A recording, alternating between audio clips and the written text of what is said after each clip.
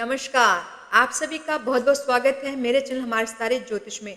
मैं डॉक्टर कौशल्या बहार आज आपके लिए जो टॉपिक या विषय लेकर आई हूँ वो है भाग्य या पुरुषार्थ, इन दोनों में कौन श्रेष्ठ है। आज इसी की हम चर्चा करेंगे और जानेंगे 12 भाव में नवम भाव के स्वामी का क्या प्रभाव रहता है, किस तरह से नवम भाव के स्वामी हमारे कुंडली के भावों को प्रभावित करते हैं या किस तरह से हम भाग्यशाली होते हैं, कैसा प्रभाव है 12 भाव में नवम भाव के स्वामी का, इसका हम विस्तृत रूप से चर्चा करेंगे, जानेंगे। तो आप शुरू से आखिर तक मेरे साथ वीडियो में जरूर बने रहें और अपनी कुंडली भी निकालिए और जरूर सुनिए, मेरे वीडियो को देखिए।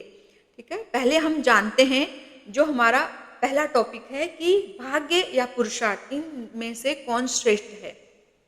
मैं आपके सामने आपको एक उदाहरण दूंगी छोटा सा, कि उससे पहले मैं कहना चाहूँगी कि यदि आपको मेरा वीडियो अच्छा लगे तो आप इसे लाइक कीजिए, शेयर कीजिए, कमेंट्स कीजिए और नए हैं तो आप मेरे चैनल को सब्सक्राइब भी जरूर कीजिए। चलिए जल्दी से उदाहरण देती हूँ कि एक शहर में दो व्यक्ति जन्म लेते हैं। एक व्यक्ति बहुत कार्य करता है, मतलब मेहनत करता है, बहुत काम करता है। पुरुषार्थ का अर्थात होता है, मतलब होता है कि कार्य करना, कि व्यक्ति बहुत कार्य कर रहा है, बहुत मेहनत कर रहा है, लेकिन उसे अपने जीवन में इतने फल नहीं प्राप्त हो रहे हैं जितनी वो मेहनत करता है, उसके अनुरूप उसे ज़्यादा फल प्राप्त नहीं हो रहे हैं, या कह सकते हैं कि उसको इतना नहीं मिल पा रहा है जितनी कि वो मेहनत कर रहा है।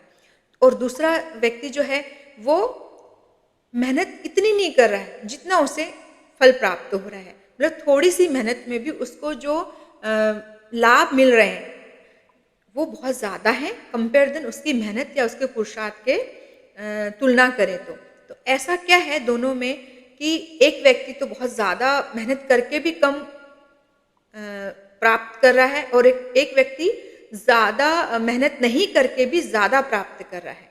तो यहाँ पर क्या हुआ, भाग्य श्रेष्ठ कहलाया। भाग्य का साथ उसे मिल रहा है कि कम पुरुषार्थ में भी वो व्यक्ति ज़्यादा लेने के लिए प्रभावशाली है, उसका भाग्य इतना अच्छा है या इतना ज़्यादा प्रभावशाली है कि वो कम पुरुषार्थ करके भी ज़्यादा को प्राप्त कर रहा है।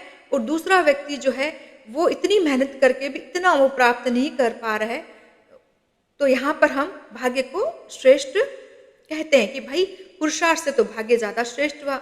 लेकिन मैं आपको और भी उदाहरण देती हूँ कि क्या है दोनों का महत्व जीवन में किस तरह से है। देखिए कि नवम भाव से, नवम हमारा पंचम भाव होता है। आज हम जो भाग्य लेकर के, क्योंकि कोई भी व्यक्ति आज जन्म लेता है तो एक निश्चित भाग्य के साथ में जन्म लेता है, उसका भाग्य पहले जिस दिन वो जन्म लेता है उसी दिन से उसका भाग्य निर्धारित हो जाता है कि इस व्यक्ति का भाग्य ऐसा है, इसमें कोई दो मत नहीं है। ठीक है, अब है कि व्यक्ति क्या ऐसा कार्य करता है कि वो बहुत ज़्यादा भाग्यशाली हुआ है, एक व्यक्ति का भाग्य इतना ज़्यादा साथ नहीं दे रहा है उसका। हमारे पूर्व जन्म के जितने भी कर्म हैं वो हम जब नवम से नवम गिनते हैं तो पंचम भाव आता है, और दशम से जब हम गिनते हैं नवम भाव को तो वो अष्टम भाव कहलाता है। तो इस पंचम भाव की महत्वता इतनी है कि पूर्व जन्म में हमने जितने भी कार्य किए हैं वो पुण्य किए हैं, किस तरह के कार्य किए हैं, यदि अच्छे कार्य किए हैं, पुण्य किए हैं, किसी का हमने बहुत अच्छा किया है, सदाचारी जीवन व्यतीत किया है, अच्छे पुण्य कमाए हैं, तो हम इस जन्म में बहुत अच्छा भाग्य लेकर के उत्पन्न होते हैं या पैदा होते हैं।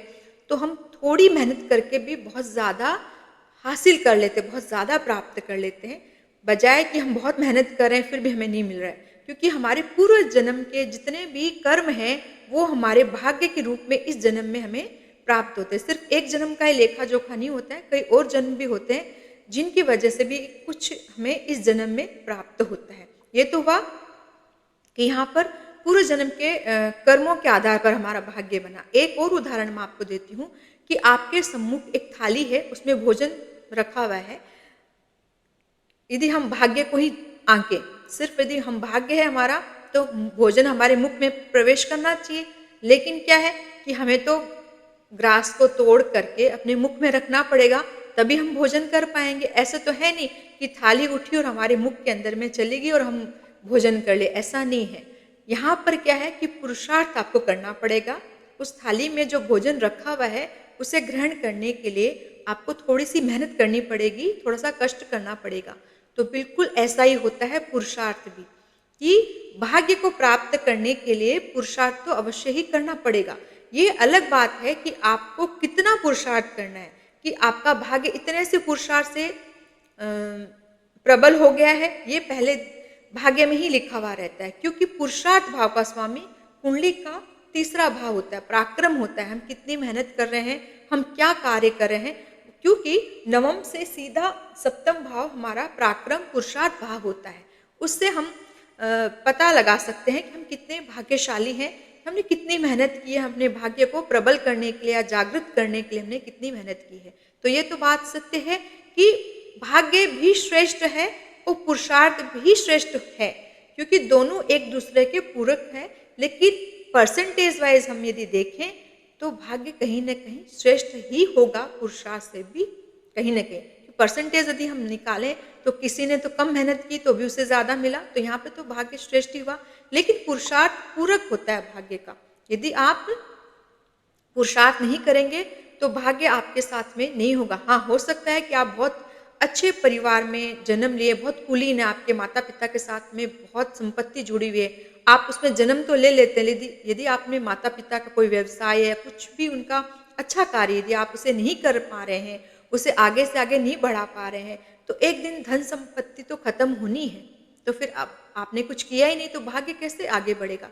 तो पुरुषार्थ करना बहुत आवश्यक होता है, और ये पूर्व जन्म के अच्छे कर्म ही होते हैं कि हम किसी अच्छे माता पिता की संतान बन के जन्म लेते हैं। माता पिता सदाचारी मिलते हैं हमें, वो अच्छे संस्कार देते हैं और हमारा भरण पोषण बहुत अच्छे से करते हैं, हमें बहुत अच्छी जीवन दे करके जाते हैं, बहुत अच्छे संस्कार देते हैं, प्लस उसके साथ साथ में एक बहुत अच्छी संपत्ति या हमें बहुत अच्छा भाग्य दे के जाते हैं। तो ये सब पूर्व जन्म के कर्मों का ही लेखा जोखा है। ये तो बात सिद्ध हो गई कि पुरुषार्थ और भाग्य दोनों श्रेष्ठ है, लेकिन किसी न किसी मायने में भाग्य तो श्रेष्ठ होता ही है। ये सब कुछ भाग्य का ही असर है कि हम आज इस जीवन में बहुत कुछ अच्छा पा रहे हैं। कोई ऐसे भी हैं जो मेहनत करके पा भी नहीं, इतना भी नहीं पा रहे हैं जितना वो डिजर्व करते हैं, लेकिन वो सब कुछ हमारे भाग्य पर निर्भर करता है। चलिए अब बात करते हैं कि 12 भाव में नवम भाव के जो स्वामी हैं किस तरह का प्रभाव देते हैं। सबसे पहले बात करेंगे कि यदि लग्न में भाग्य भाव के स्वामी आ जाते हैं, मैंने आपके सामने चार्ट में गुरु लिखा है, क्योंकि काल पुरुष की कुंडली में नवम भाव के स्वामी बनते हैं गुरु। तो गुरु को ही मैंने सारे 12 भाव में गुरु का ही आंकलन कर रही हूँ। गुरु को जस्ट एक आपको समझाने के लिए मैंने लिखा है। हो सकता है आपकी कुंडली में यहाँ पर नवम भाव के स्वामी बुध भी हो सकते हैं। जो अंक लिखा रहता है उस राशि के अधिपति जो ग्रह रहते हैं वो इसके भाव के स्वामी कहलाते हैं। तो बुध भी हो सकते हैं, मंगल भी हो सकते हैं, शनि भी हो सकते हैं। मैंने यहाँ पर गुरु लिखा है। यदि लग्न में नवम भाव के स्वामी आ जाते हैं तो किस तरह का प्रभाव आएगा। निसंदेह ऐसा जातक जन्मजात ही भाग्यशाली होता है। उस व्यक्ति को माता पिता भी इतने कुलीन होते हैं कि वो एक अच्छे घर परिवार में जन्म लेता है, एक सदाचारी व्यक्ति होता है, पुण्यात्मा होता है और अपने माता पिता की ख्याति को बढ़ाने वाला होता है, और जीवन भर उसका भाग्य उसका साथ जरूर देता है। क्योंकि जब लग्न में भाग्य भाव के स्वामी आकर के बैठते हैं तो व्यक्ति को पूरी तरह से भाग्यशाली बनाते हैं। वो हर मामले में भाग्यशाली होता है। उसे जो भी उससे जुड़ता है, जो भी उसके संबंधी होते हैं, वो उसे सहयोग देने वाले होते हैं, और एक बहुत ही शानदार ऐसी ग्रहों की स्थिति बनती है। कारण कि त्रिकोण और लग्न का संबंध यहाँ पर बनता है, तो ये बहुत ही अच्छा एक स्थिति मानी जाती है जब भाग्य भाव के स्वामी लग्न में बैठते हैं। तो व्यक्ति जन्मजात तो होता ही है भाग्यशाली, और वो जीवन में बहुत अच्छी तरक्की करता है। अपने माता पिता का सत्कार करने वाला होता है, गुरुजनों का सत्कार करने वाला और पुण्य कार्य करने वाला ऐसा जातक होता है। तो सबसे अच्छी पोजीशन में नवम भाव, नवमेश की जो पोजीशन होती है लग्न में बहुत सबसे ज्यादा शानदार मानी जाती है। दूसरी, यदि सेकंड हाउस में लग्न भाव के, माफ कीजिए, नवम भाव के स्वामी आकर के बैठते हैं तो किस तरह की पोजीशन होती है। क्योंकि यहाँ से गिनते हैं तो ये छठा भाव होता है। यहाँ पर थोड़ी सी स्ट्रगल बढ़ाते हैं। शुरुआत में व्यक्ति के लिए थोड़ी स्ट्रगल होती है, लेकिन ऐसा व्यक्ति जीवन में धन संचय जरूर करता है भाग्यशाली कहलाता है।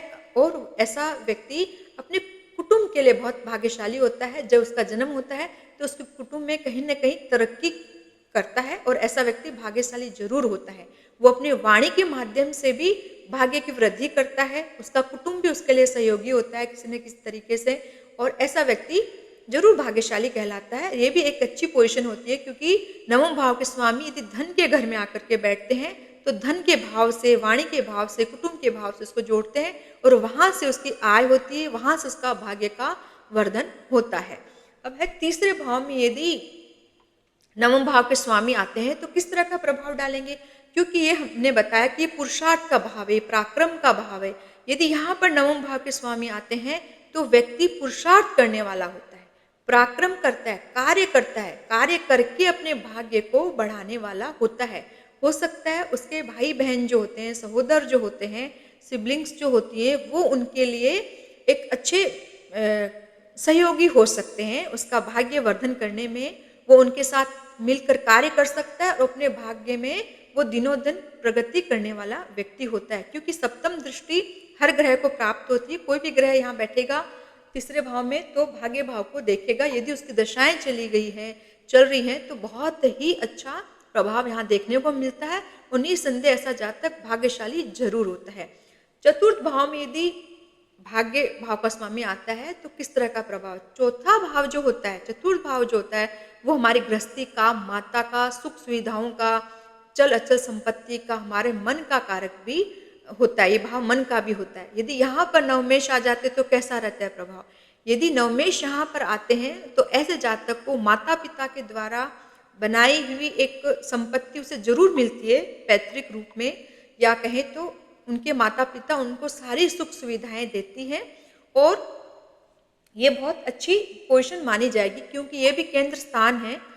त्रिकोण भाव का स्वामी जब केंद्र में आएगा तो बहुत अच्छे कार्य करेगा। भाग्य यहाँ पर बहुत ही प्रबल होगा। माता उसकी सहयोग करने वाली होगी, पत्नी भी उसकी सहयोग करने वाली होती है और ऐसा व्यक्ति भाग्य के बल पर बहुत अच्छी संपत्ति भी बनाता है, बहुत अच्छी पोजीशन रहती है उसकी और अपने कार्य को बहुत ठहराव के साथ वो करता है। मतलब बहुत अच्छी मन के साथ सब कार्य संपन्न करने वाला होता है, अच्छे कार्य करता है, एक अच्छी संपत्ति का निर्माण करता है। बहुत अच्छी पोजीशन होती है यदि नवमेश चतुर्थ भाव में आते हैं तो।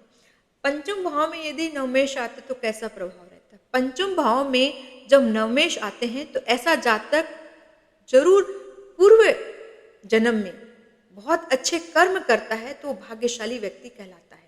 क्योंकि यहाँ पर पूर्व जन्म में जो कार्य करते हैं तभी वो व्यक्ति भाग्यशाली कहलाता है। चाहे वो किसी भी कुल में उत्पन्न हुआ हो, कैसे भी घर में उसका जन्म हुआ हो, लेकिन वो व्यक्ति भाग्यशाली जरूर बनता है उसके पूर्व जन्म के किए हुए पुण्य कर्मों से। कर्मों के माध्यम से वो इस जन्म में बहुत तरक्की करता है, बहुत अच्छा शिक्षा का स्तर भी उसका रहता है और उसके जो गुरुजन होते हैं, मतलब जो उससे बड़े हैं, वो भी उसे सहयोग करने वाले मिलते हैं। वो किसी न किसी तरह से उसके भाग्य में वर्धन करने वाले होते हैं। उसकी संतान भी भाग्यशाली उत्पन्न होती है, उसके घर में अच्छी संतान का जन्म होता है जो उसकी भाग्य को आगे से आगे बढ़ाए, उसकी संपत्ति को बढ़ाए, उसकी सुख समृद्धि को बढ़ाए। क्योंकि भाग्य में सिर्फ एक संपत्ति नहीं होती है, भाग्यशाली व्यक्ति वो होता है जिसे जीवन में सारे सुख प्राप्त हो। धन का सुख भी होता है, रिश्तों का सुख भी होता है, मानसिक शांति भी होती है, आपकी आय भी भाग्य में आती है, आपकी सारी सब चीज़ें भाग्य में आती है। तभी हम कहते हैं कि ये व्यक्ति बहुत सौभाग्यशाली है, मतलब उसको सब तरह के सुख प्राप्त होते हैं। तो यहाँ पर बहुत अच्छी पोजीशन मानी जाती है जब नवम भाव का स्वामी पंचम भाव में आता है। तो ऐसा व्यक्ति बहुत अच्छे अपनी बुद्धि के माध्यम से अपने भाग्य का निर्माण करता है और निसंदेह उसे पूर्व जन्म के कारण, पूर्व जन्म में जो अच्छे कार्य किए हैं तभी वो व्यक्ति एक कुलीन घर में जन्म भी लेता है। कभी कभी कुलीन घर में यदि जन्म नहीं भी लेता है तो व्यक्ति अपने जीवन में बहुत अच्छी तरक्की करता है और भाग्यशाली व्यक्ति कहलाता है। यदि छठे घर में भाग्य भाव के स्वामी आते हैं तो कैसा प्रभाव देते हैं? छठे घर में जब भाग्य भाव के स्वामी आते हैं तो आपको थोड़े से स्ट्रगल्स देते हैं, थोड़े संघर्ष देते हैं। ये निर्भर करता है कि भाग्य भाव का स्वामी यदि सौम्य ग्रह है या कोई क्रूर ग्रह। यदि क्रूर ग्रह यहाँ पर आते हैं तो शुरुआत में स्ट्रगल बहुत देते हैं, लेकिन बाद में आपकी लाइफ को बहुत अच्छी ऊंचाइयों तक लेके भी जाते हैं। और यदि सौम्य ग्रह छठे घर में आ जाते हैं तो वो थोड़े से निम्न कम प्रभाव को देते हैं, बहुत ज़्यादा निम्न नहीं।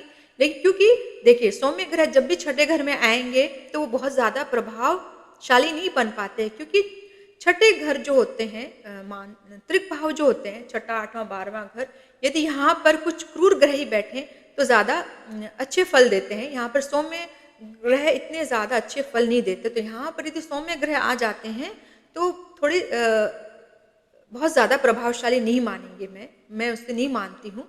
तो वो यहाँ पर सम प्रभाव यहाँ पर डालते हैं। यदि क्रूर ग्रह यहाँ पर आ गए भाग्य भाव के स्वामी बनकर, शनि हो गए, मंगल हो गए या कोई और ग्रह हो गए, तो वो यहाँ पर शुरुआत में स्ट्रगल देते हैं, लेकिन फिर भी आपके जीवन में बढ़ोतरी करवाते हैं और एक अच्छे मुकाम तक आपको लेके जाते हैं। देखिए भाग्य भाव के स्वामी किस पोजीशन में है, हम सिर्फ आज भाग्य भाव के स्वामी के बारे में बात करें। वो यदि नीच के हो गए, मान लीजिए नीच के हो गए, शत्रु प्रभाव में आ गए, पाप प्रभाव में आ गए, तो वो थोड़े अपने प्रभाव अच्छे देने में थोड़े से कम प्रभावशाली हो जाएंगे, बहुत अच्छा प्रभाव नहीं दे पाते। हम सिर्फ आज ये बात कर रहे हैं कि नवम भाव के स्वामी 12वें भाव में किस तरह का प्रभाव देते हैं। चलिए अब बात करते हैं कि सप्तम भाव में नवम भाव के स्वामी आते हैं तो किस तरह का प्रभाव होता है। सप्तम भाव होता है आपके स्पाउस का, आपके पार्टनरशिप का। यदि यहाँ पर नवम भाव के स्वामी आ जाते तो बहुत अच्छी पोजीशन मानी जाती है। विवाह के पश्चात जातक का भाग्योदय होता है, या कहें तो उसके जो स्पाउस होते हैं वो उनका भाग्यवर्धन करने वाले जरूर होते हैं। और पार्टनरशिप में ऐसे जातक को यदि उद्यमी है, इंडस्ट्री को चलाने वाला है या किस तरह का बिजनेस कर रहा है, कोई भी तरह का बिजनेस हो सकता है, यदि बिजनेस कर रहा है तो यहाँ पार्टनरशिप में उसका भाग्य बहुत उदय होता है, किसी के सहयोग से उसका भाग्य जरूर उदय होता है, इसमें कोई भी तरह का संदेह नहीं है। और उससे अपने भाग्य का फल प्राप्त करने के लिए पार्टनरशिप को फॉलो जरूर करना चाहिए। और अब उनकी जो भी स्पाउस है, चाहे हो सकता है वो आपकी वाइफ है या आपके हस्बैंड है, वो भी आपके लिए बहुत अच्छा प्रभाव आपके जीवन में देते हैं। आपके भाग्यवर्धन में उनका भी बहुत बड़ा हाथ होता है। अब है कि नवम भाव के स्वामी अष्टम में आते तो कैसा प्रभाव देता है, क्योंकि नवम से अष्टम भाव 12वां भाव हो जाता है। तो नवम से 12वें भाव में जब कोई ग्रह आता है तो कैसा प्रभाव देता है, थोड़ा सा यहाँ पर टिपिकल रिजल्ट्स देते हैं। कभी कभी स्ट्रगल्स को बढ़ाते हैं और कभी कभी ऐसे भाव में जब ग्रह आते हैं तो उनके विषय में पूरी भविष्यवाणी करनी थोड़ी मुश्किल होती है, क्योंकि ये भाव जो है वो थोड़ा सा रहस्य से जुड़ा हुआ रहता है। तो ऐसा जातक धन संचय करने के लिए बहुत ज़्यादा प्रयास करता है और धन संचय करने के लिए वो पूरे जीवन भर प्रेरित रहता है। मतलब उसे धन संचय करने के लिए प्रयासरत रहना पड़ेगा, उसे कंटिन्यूटी में वो उन कार्यों को करना पड़ेगा।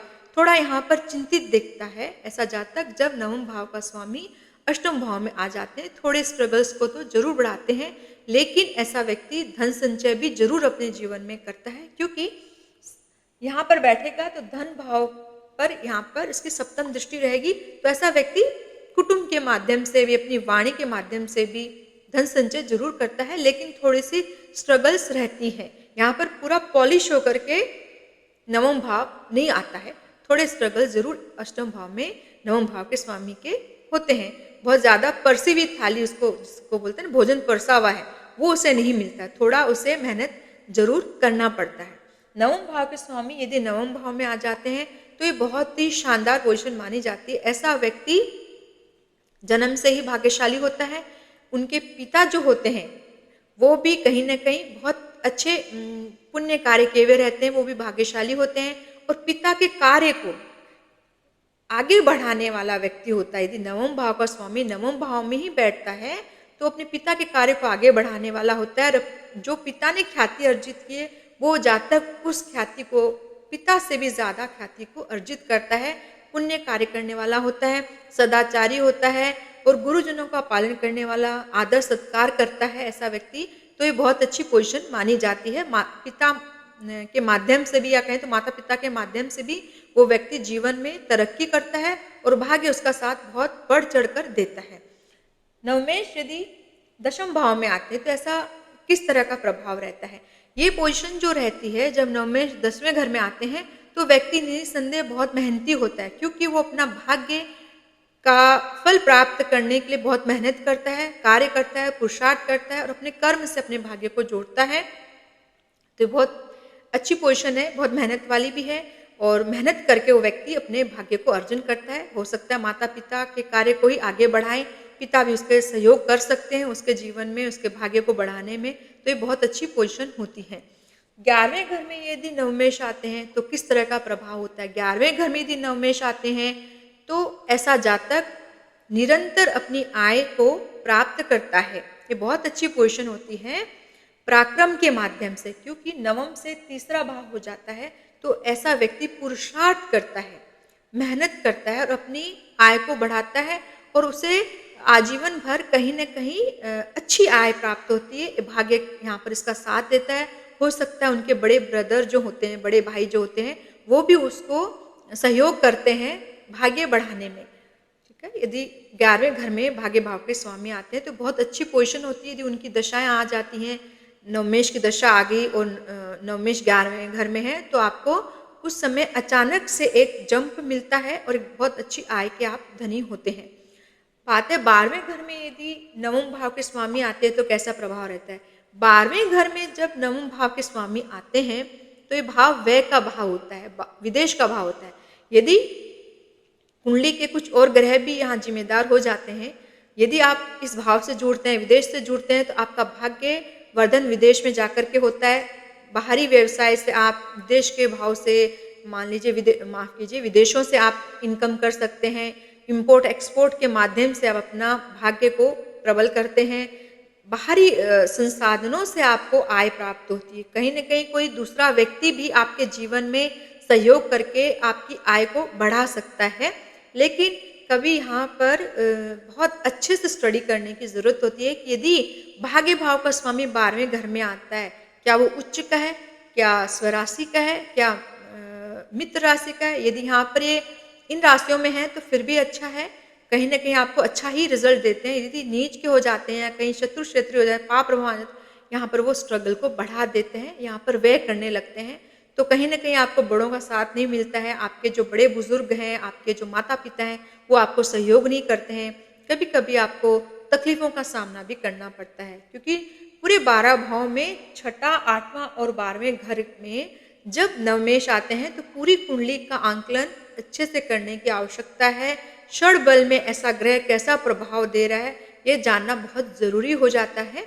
तो ये 3 भाव जो होते हैं, यहाँ पर थोड़ा-सा प्रभाव हम कह सकते हैं कि कभी-कभी कम मिलता है या बहुत ज़्यादा प्रभावशाली नवम भाव का स्वामी नहीं होता है। पूरी कुंडली को देखना चाहिए, कौन सी दशाएं चल रही हैं, तभी हम कह सकते हैं कि यहाँ पर बहुत अच्छा प्रभाव है या निम्न प्रभाव आ रहा है।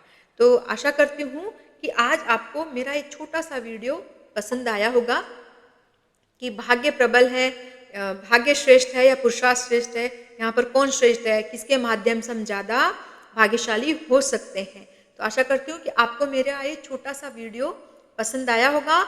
यदि आपको मेरा ये वीडियो पसंद आया है तो आप इसे लाइक कीजिए, शेयर कीजिए, कमेंट्स कीजिए और सब्सक्राइब भी आप ज़रूर कीजिए। तब तक के लिए नमस्कार।